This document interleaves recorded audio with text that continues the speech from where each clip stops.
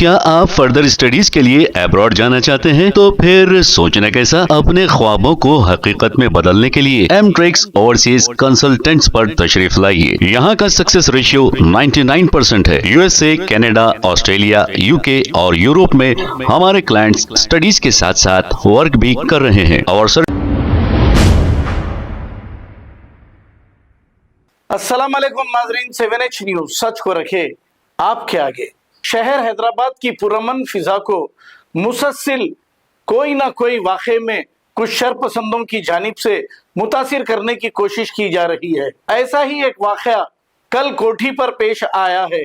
ऐसा बताया जा रहा है कि बजरंग दल और विश्व हिंदू परिषद के कुछ लोगों ने मिलकर ऑपरेशन गौ माता कहते हुए एक रैली निकालने की कोशिश की गई। इसी मौके पर कुछ कशीदगी भी हो गई है। पुलिस ने बर वक्त कार्रवाई करते हुए इन्हें रोक लिया और इनकी गिरफ्तारियां की गई। आइए देखते हैं तफसीलात।